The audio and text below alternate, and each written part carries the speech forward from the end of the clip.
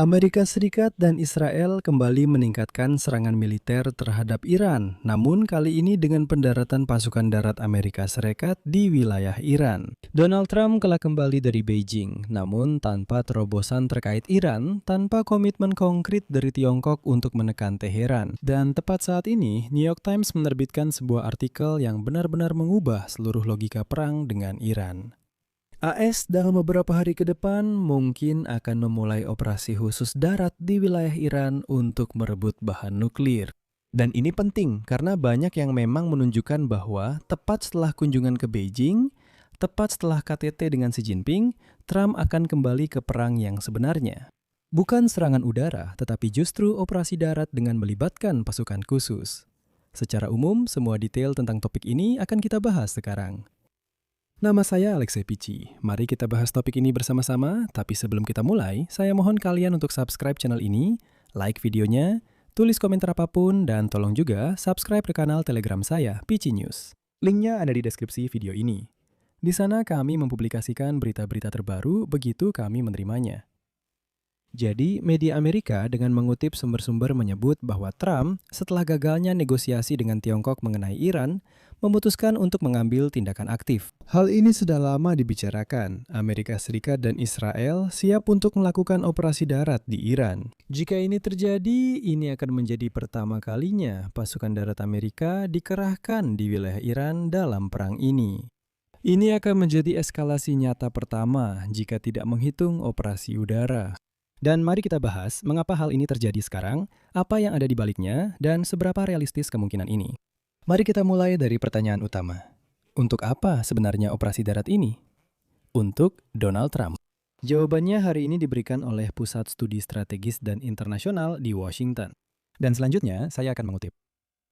Operasi kemarahan epik terjadi 8 bulan setelah operasi Palu Tengah Malam. Serangan tahun lalu memberikan kerusakan signifikan pada program nuklir Iran, menyisakan sedikit target bernilai tinggi untuk serangan tambahan Amerika. Jadi logikanya adalah bahwa Angkatan Udara sudah melakukan semua yang bisa mereka lakukan. 3 fasilitas nuklir, Fordo, Natanz, dan Isfahan sudah pernah dibom, tapi masalahnya belum terselesaikan. Dan inilah masalahnya. Jadi, CNN hari ini, berdasarkan 7 pejabat aktif dan mantan pejabat yang mengetahui perencanaan militer, memberikan penjelasan. Serangan udara Amerika tidak menghancurkan seluruh cadangan uranium yang diperkaya tinggi milik Iran. Sebagian besar cadangan tersebut disimpan di fasilitas bawah tanah di situs nuklir Isfahan. Kepala IAEA Rafael Grossi menyatakan bahwa sekitar 200 kg uranium Iran yang diperkaya tinggi tampaknya masih berada di Isfahan. Sebagian lagi berada di Natanz, dan disinilah angka pentingnya.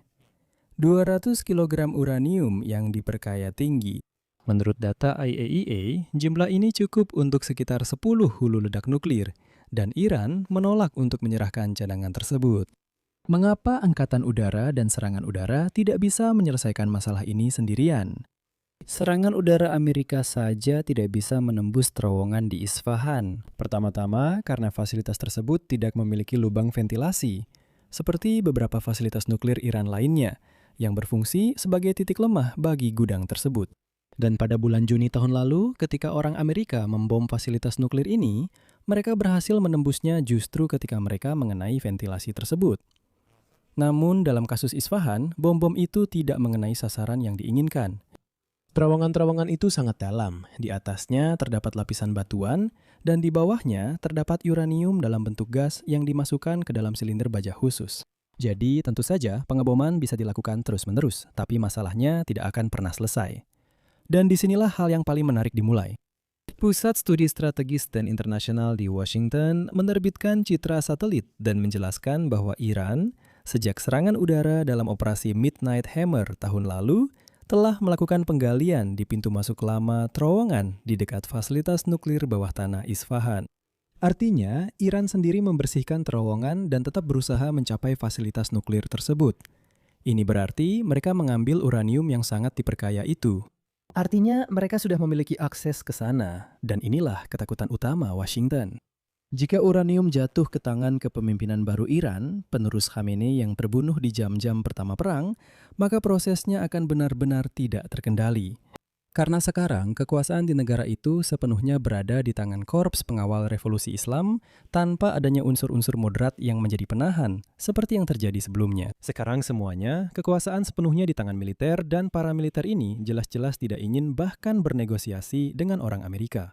Tapi bagaimana cara menyelesaikan masalah ini dan operasi apa yang sedang dibahas di Gedung Putih sekarang? Di Gedung Putih, artinya mereka mengatakan bahwa semua yang terjadi telah menyebabkan diskusi di dalam pemerintahan Trump tentang penggerahan unit elit Komando Operasi Khusus Amerika Serikat yang berpotensi berkoordinasi dengan pasukan komando Israel untuk secara fisik masuk ke dalam terowongan dan mengamankan atau menghancurkan uranium yang diperkaya. Tapi selanjutnya ada catatan penting. Misi seperti itu akan membutuhkan puluhan, jika tidak ratusan, personel militer tambahan di darat untuk mendukung kelompok utama pasukan khusus. Artinya, ini bukan serangan oleh sekelompok kecil tentara. Bukan, ini adalah operasi berskala besar. Jenderal David Petraeus, mantan komandan Komando Pusat, orang yang memimpin perang di Irak dan Afghanistan, hari ini di siaran Fox News memperingatkan, kutipannya, "Taruhannya akan sangat-sangat besar. Itu akan sangat berisiko dan kerugiannya bisa sangat besar." Yang mengatakan ini adalah orang yang secara pribadi merencanakan operasi-operasi paling rumit dalam sejarah militer modern. Dan dia mengatakan bahwa sebaiknya jangan dilakukan. Dan jika memang harus dilakukan, maka semua risiko harus benar-benar diperhitungkan. Para ahli perlucutan senjata nuklir menyatakan bahwa di Iran, Amerika Serikat tidak bisa begitu saja mengirim tim, sekelompok kecil pasukan khusus tanpa risiko besar. Kenapa? Karena untuk melakukan operasi seperti itu, Anda harus membuat perimeter keamanan di tengah Iran. Kemungkinan besar akan dibutuhkan ribuan tentara Amerika untuk menjamin keamanan lokasi tersebut. Sementara para ahli Amerika menggali uranium yang sangat diperkaya yang terletak di terowongan dalam di tempat bernama Isfahan. Ribuan tentara di wilayah Iran di jantung negara itu yang meskipun telah mengalami banyak kerugian tetap memiliki tentara yang masih aktif. Namun godaan bagi Donald Trump tentu saja sangat besar. Karena menurut penilaian regulator ISAC, uranium yang diperkaya tinggi dapat disimpan dalam sekitar 16 silinder dengan tinggi kurang dari 1 meter seukuran tabung selam besar. Setiap silinder beratnya sekitar 25 kg, cukup ringan untuk diangkut dengan mobil atau bahkan secara manual. Jadi maksudnya adalah bahwa sekelompok kecil pasukan khusus, secara hipotetis, bisa mencuri dan membawa keluar uranium itu. Tampaknya tidak banyak, 16 tabung itu sebenarnya tidak terlalu sulit. Tapi pertanyaannya adalah, bagaimana cara melakukannya semua itu? Apa yang dikatakan Trump? Nah, Trump sendiri mengucapkan kata-kata yang sebenarnya mengumumkan keputusan itu. Bahkan minggu lalu, sebelum berangkat ke Beijing, dia menyatakan, kutipannya, "Satu hal yang pasti, saya tidak akan pernah membiarkan sponsor terorisme nomor 1 di dunia, yang memang mereka tempati dengan selisih yang sangat besar, memiliki senjata nuklir." Lalu ketika dia sudah terbang dari Beijing, dia mengatakan bahwa hal ini akan diselesaikan dengan cara apapun. Nah, yang dimaksud dengan cara apapun itu adalah, kalau tidak ada kesepakatan, maka kita akan berperang. Marco Rubio, Menteri Luar Negeri AS Serikat, sedikit membedakan tahapan perang ini. Dan dia menyatakan bahwa operasi Epic Fury telah selesai, seperti yang sudah diberitahukan Presiden kepada Kongres pada awal Mei. Jadi dia berkata, tahap ini sudah selesai. Selanjutnya, AS akan memasuki tahap berikutnya. Tahap ini disebut Project Freedom. Ini adalah upaya untuk membuka blokir Selat Hormuz. Begitu. Dan mengenai uranium, Rubio mengatakan sesuatu yang sangat prinsipil. Cukup dikatakan bahwa Presiden dan seluruh tim kami menyadari betapa sentralnya masalah ini. Dan ini harus diselesaikan bagaimanapun caranya. Project Freedom adalah tahap kedua. Bagaimanapun juga, frasa tentang uranium ini sudah merupakan tahap ketiga. Dan sumber di Gedung Putih sekarang meyakinkan bahwa tahap ketiga bisa dimulai dalam beberapa hari ke depan.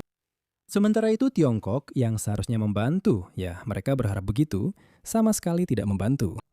Trump kembali dari Tiongkok tanpa terobosan terkait Iran dan harus mengambil keputusan tertentu. Dan sekarang, sumber-sumber memastikan bahwa keputusan itu akan berupa upaya pendaratan pasukan khusus dalam operasi darat untuk merebut uranium yang sangat diperkaya itu. Di sini saya akan berhenti sejenak. Tulis pendapat dan kesimpulan Anda di kolom komentar di bawah episode ini. Jangan lupa subscribe channel ini, tekan lonceng, dan beri like. Jika Anda ingin mendukung kerja kanal YouTube ini, Anda bisa melakukannya dengan donasi melalui tautan dan informasi yang ada di deskripsi video ini. Saya akan sangat berterima kasih atas dukungan apapun dari Anda. Itu saja, jaga diri Anda, sampai jumpa.